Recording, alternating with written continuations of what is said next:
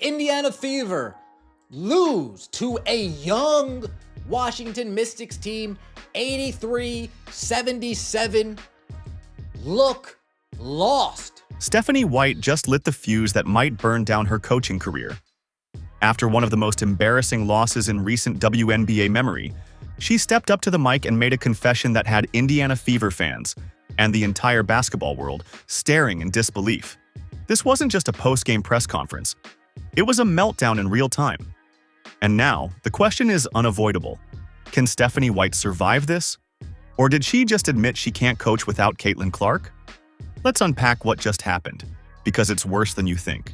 I just had the miserable task of watching the Indiana Fever play basketball without Caitlin Clark. There were a whole lot of things wrong with this game on the basketball side of things. Obviously, the Indiana Fever's interior defense was horrible. If you watched this game, you saw them give up, I think, over 50 points in the paint. The Indiana Fever's 83-77 loss to the Washington Mystics should have been a competitive game. Instead, it turned into a showcase of everything wrong with this team when Caitlin Clark isn't on the floor. They looked disorganized, out of sync, like a team that showed up knowing they were going to lose, and played like it. No defensive identity, no offensive rhythm, and most damning, no plan.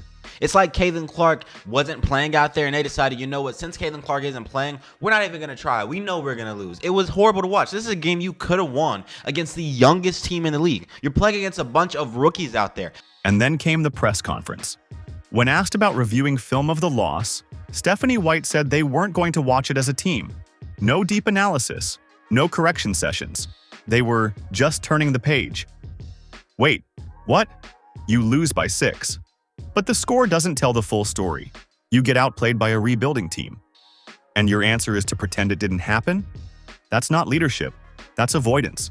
This was a winnable game for the Indiana Fever. This team, mind you, with Caitlin Clark, literally lost by 2 to the New York Liberty, which is the championship team last year. And without Caitlin Clark, you look trash out there. And it's not even that they look trash. They are boring to watch. And it got worse. When asked about how the team plays without Clark, Stephanie didn't regroup. She didn't express confidence in her bench. Instead, she essentially said, "Our entire system is built around Caitlin." She detailed how Clark controls the two-woman game, how the offense flows through her, how they'll have to re-engineer everything without her. Translation? I didn't plan for this. I can't run this team without her. It was a startling admission, because it was honest. Too honest. We knew this wasn't going to be a runaway game. We knew it wasn't going to be an easy game.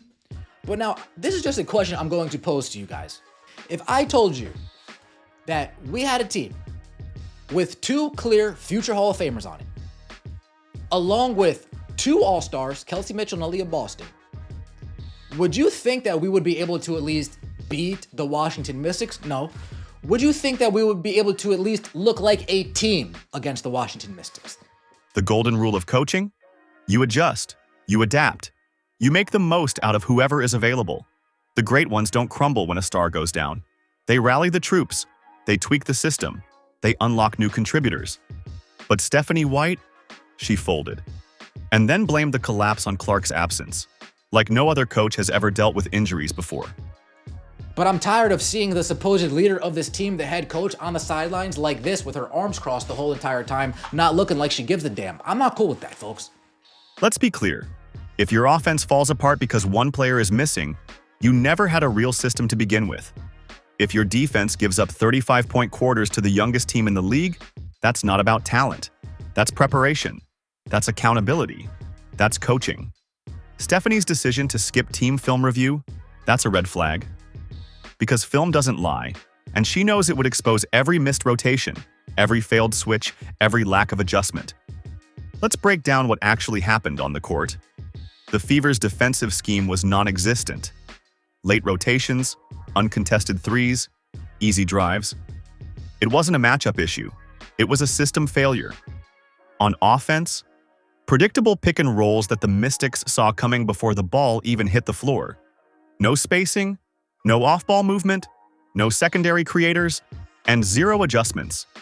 This wasn't adversity, it was exposure. For Sophie Cunningham, definitely not a point guard, definitely not a backup point guard for this team. Sydney Colson, definitely not a backup point guard for this team. Coaches have 3 tools during chaos: timeouts, substitutions, schemes. Stephanie used none of them effectively. She let runs spiral out of control. She left cold shooters in. She made no attempts to change the flow. When the Fever needed strategy, she gave them silence. When they needed leadership, she gave them confusion. That's how momentum becomes a meltdown. So why doesn't the coach call a timeout and start chewing the players out? Why doesn't the coach call a timeout and start demanding things from their players? What this game proved is simple. Stephanie White never built a team. She built a spotlight for Clark. And when that spotlight vanished, so did the structure. Clark's brilliance has been a band-aid for months. Now the bandage is off, and the wounds are everywhere. Offensive stagnation, defensive disarray, and zero belief from the bench. And yet, instead of owning it, Stephanie blamed the bruise, not the break. The Indiana Fever lose like that again. Could it be Stephanie White's fault at that point for not looking at the film to address the situations that went wrong in that set game? What does it say when a coach avoids film review with the entire team? It says fear. It says ego. It says, I don't want them to see how lost I am. And that trickles down.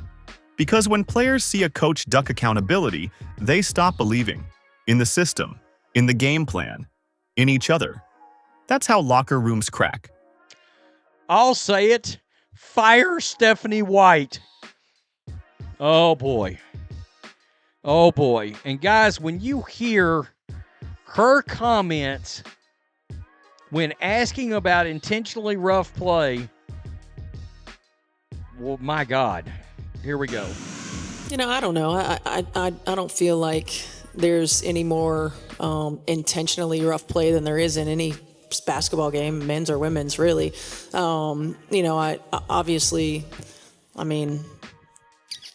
think we can get better in certain areas as far as how we call the game, consistency with how we call the game, protecting. You know, we've made a real point to protect airborne shooters on the perimeter. I don't think we do as good of a job at that near the rim. You know, are we going to say that we want a free-flowing offensive game, or are we going to have tough, grind-out physical games? And whatever way it is, the players will adjust, and coaches will adjust. And now, the damage goes beyond the loss column. The players have heard what she said. The fans have seen how she froze. How are they supposed to believe in her vision when she admits she has none without Clark? This isn't just a basketball problem. It's a trust problem. And once that's gone, it's over. Other WNBA coaches are dealing with injuries too. But you don't see Sandy Brondello, Cheryl Reeve, or Becky Hammon waving the white flag every time a starter sits. They adjust. They empower their benches. They coach. Stephanie White? She made one thing clear. Her clipboard is empty without Caitlin Clark. She tried to spin this as a learning moment. That somehow, getting embarrassed will make the team stronger. But here's the truth. Getting humiliated because your coach can't adapt doesn't build resilience. It breeds resentment. This isn't a growth phase, it's a warning sign. Fans aren't buying the spin. Social media lit up the second her comments hit the press. Fire her. She's not ready. She just admitted she can't coach without Caitlin. It wasn't reactionary, it was reality. This team has talent, playoff potential, star power, and it's being wasted by a coach who's overwhelmed and overmatched. Stephanie White is now at a crossroads. She can either double down on excuses or finally step up, evolve, and lead like the job demands. But based on what we just witnessed, fans aren't waiting. They've seen enough.